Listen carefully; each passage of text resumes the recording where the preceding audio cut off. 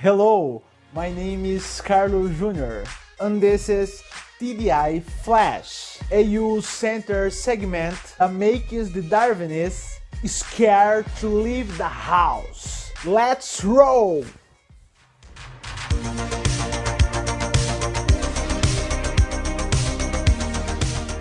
Hoje a TDI Flash está extraordinária. O nosso convidado especial de hoje é Dr. Stephen Meyer. Ele que é PhD em Filosofia da Ciência pela Universidade de Cambridge. E ele que é o grande chefão da Discovery Institute, que fica em Seattle, nos Estados Unidos. Ele que é um dos grandes arquitetos da teoria do design inteligente no mundo todo. Autor de vários livros que fizeram sucesso, sendo eles best-sellers. Um dos mais famosos é Darwin the Boat, Assinatura na Célula, DNA e a Evidência do Design Inteligente. E também o seu mais novo best-seller, O Retorno da Hipótese de Deus. Para resumir, esse cara não tem. O cara, né? E ele está aqui no nosso TDI Flash International. Mas afinal, o que é que vamos falar no vídeo de hoje? Vamos falar sobre sua grande palestra que ele irá fazer no Congresso Ibero-Americano. E se você não se inscreveu, corre se inscrever, o link vai estar na descrição desse vídeo. Muitos perguntam, mas afinal, quem é o designer por trás de tudo isso? Então fica aí nossa pergunta. Quem é o grande favorito em ser o designer? Hello, Carlos, and hello, friends in Latin America, and friends who may want to watch the first Ibero-American Congress on Intelligent Design from many countries around the world. I'm Stephen Meyer, and I will be speaking at the Congress on September 11th and then again on September 12th about my new book, Return of the God Hypothesis. My new book addresses a question that I was often asked after writing my first two books, Signature in the Cell and Darwin's Doubt.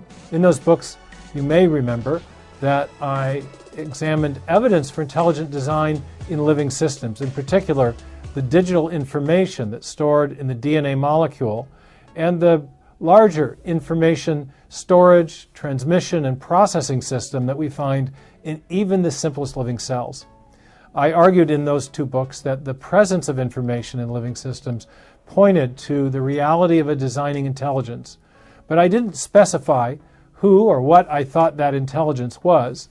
And in this new book, I look at the question, who is the designing agent responsible for life and the universe, and what can science tell us about the identity and attributes of that designing intelligence?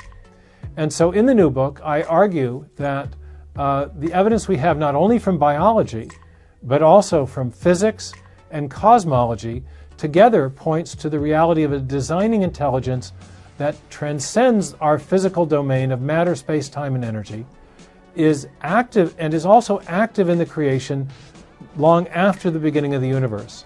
In other words, I argue that the designing intelligence responsible for life in the universe has the attributes that traditional theists have long ascribed to God. And I call that idea the return of the God hypothesis. So I'll be explaining the case for this in my talk on Saturday, September 11th, and on the continuation of that talk on Sunday, September 12th, at the first Ibero-American Congress. And when I do, I'll be looking at three key and exciting pieces of evidence. First, the evidence we have that the physical universe of matter, energy, space, and time had a definite beginning a finite time ago. Secondly, the evidence that from the very beginning, there has been the basic physical parameters of the universe have been finely tuned against all odds to make life possible. And thirdly, that within life, within even the very simplest living cells, we find an exquisite realm of digital nanotechnology that points to the reality of a master programmer, an intelligent designer responsible for the origin and subsequent development of life. And I argue that these three classes of evidence from cosmology, physics, and biology together support not just evidence of a designing agent of some unspecified kind, but rather of a designing agent that has the attributes that traditional theists have long ascribed to God. And I, again, call that the return of the God hypothesis.